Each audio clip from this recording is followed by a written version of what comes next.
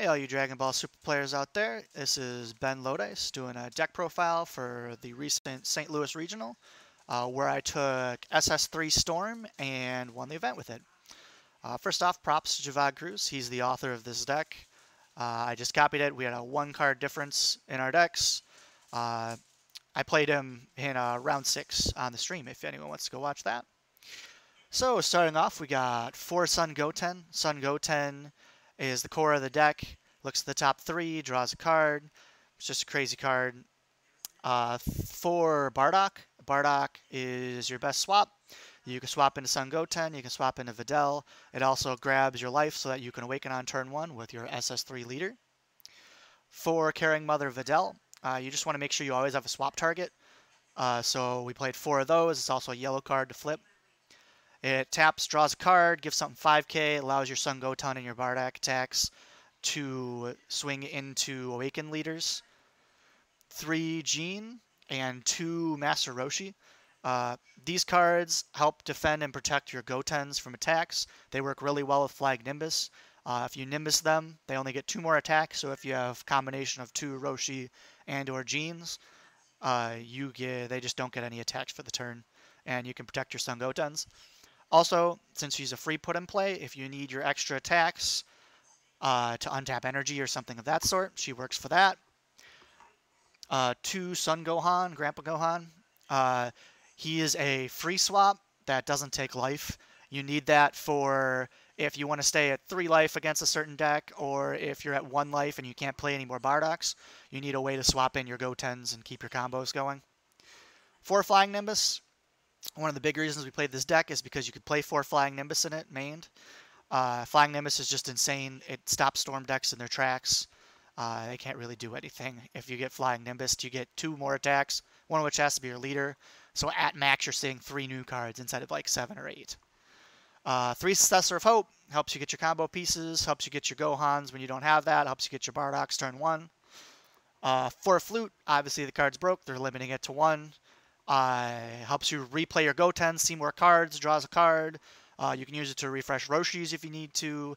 And you can use it to bounce your opponent's free blockers, which is very important for your final attacks. You need their blockers gone.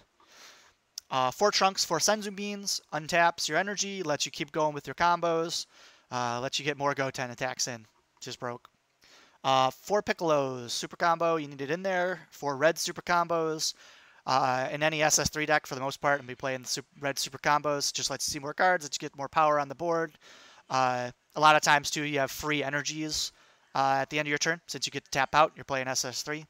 And it helps you see more cards and get more power, makes them take more cards out of their hand. Champa. Champa, a lot of times, your final play is going to be Champa and Mira. And it's pretty much an unstoppable attack. They have to negate. They can't combo over it, no matter how many cards they have in their hand.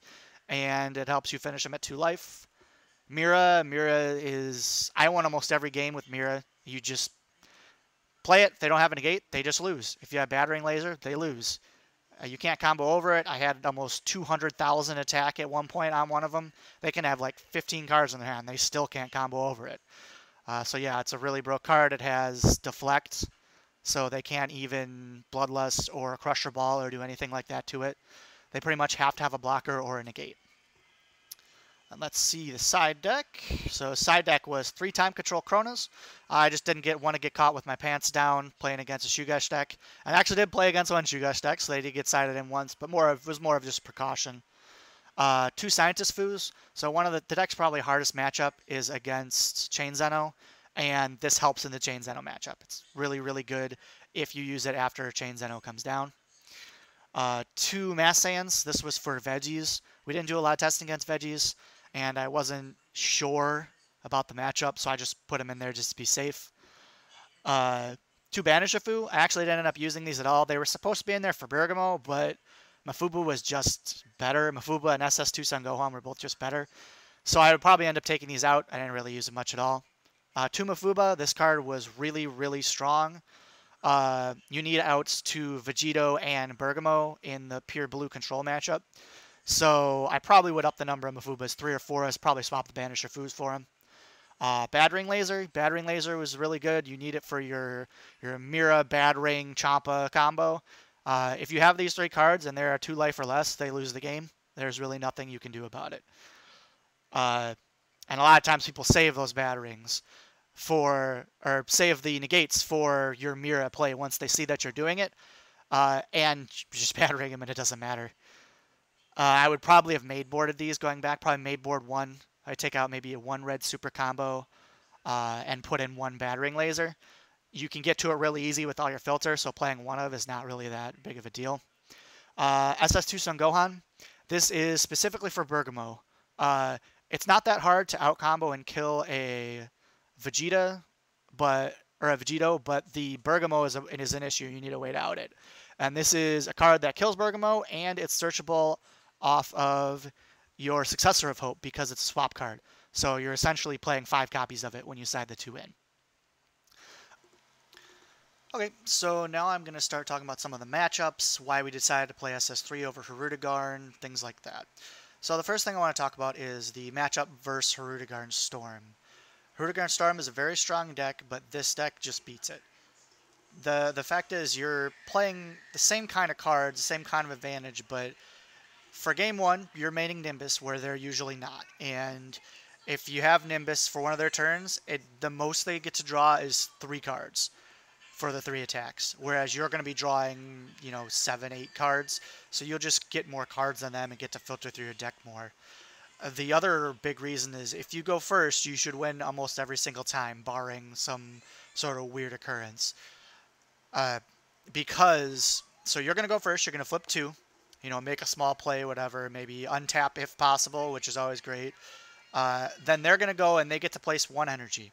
Now, they either have to place a blue energy and not do any combos that turn, or they could place a yellow energy and try and go off. But if you have a Nimbus, they're not going to do much. Also, it's really hard to win. You can do it, but it's really hard to win with 1 energy in Hirudegarn. You can do it with 2, but 1's really hard because you can't play your Senzu Beans then. You can only play Trunks to untap. So they're not going to kill you that turn, and now you're attacking with 3 energy to their 1. And if they played something and they didn't untap it, they are tapped out. If they're not tapped out, they probably didn't make a huge play. So now you get to swing, filter, do all your stuff on 3 energy. They only have 1 energy to defend with. And you're just going to be so far ahead that there's not anything they're going to be able to do. And if you're going first with this Storm deck against the Hirudegarn Storm deck, you should win. And yeah, the advantage of maining Nimbuses is also insane. You get to defend yourself where they don't. Another matchup that's a pretty big deal, and there was a lot of it there, was the Pure Blue Control deck. The Pure Blue Control deck is very strong against Storm, but this version usually beats it. You get to keep up with them in energy. They're not ahead in energy. You get to untap, play all your stuff, untap, and usually you can just swing, draw all your cards, and wait till next turn to kill them. They have to get to 4 energy before they can play any real relevant cards. Their Yajirobe's you can bounce with Flute. It's not a big deal. And their negates get negated by Battering. So the only thing you really have to worry about is the turn 4 drops of Vegito and Bergamo. And Vegito, I actually ended up being a lot less of a big deal than I thought it would be. They'd turn 4, play their Vegito, and think they were set, but really you just attack into it. It never gets higher than 20. So you swing with your Goten, play a red super combo or a regular super combo, and now you're taking cards out of their hand every time, and they just don't have enough cards to defend against you. Bergamo, on the other hand, is a little more of a problem because it gains 5k every time you attack it. So you really, it's hard to stop a Bergamo. That's why we sided so heavily for it with the Mafubas and the SS2 Gohans and the like. Really all you need to do is filter for your 1 Bergamo out and kill it. It's really not that much of an issue. Mafuba's insane because Vegito and Bergamo both have to attack in order to protect you. So they can't play around Mafuba. They have to play into it. So if you have a Mafuba filter, grab another Mafuba or SS2, like you're just set. And honestly, most of the times the games didn't even get there. They didn't have a chance to play their 4 drops. You're just too fast with too many cards. And they have to combo with their pieces a lot of times just to not die. So yeah, you'd think the matchup would be bad, but really it wasn't much of a problem. The bigger issue is Chain Zeno decks. So if a chain Zeno opens with a good hand where they have, you know, the Zeno, the chain attack, the Mill of Trunks, and a way to untap, they could potentially chain Zeno you with 2 energy. Which is kind of an issue because, you know, you draw your, 10 cards on turn 3, and they just reset the board, and if they have a hit on the next turn too, it can be really hard to defend against. The thing is, though, they kind of have to be going first in order to be have enough energy, because they're usually not going to do it on turn 2. They're going to do it turn 3 or turn 4.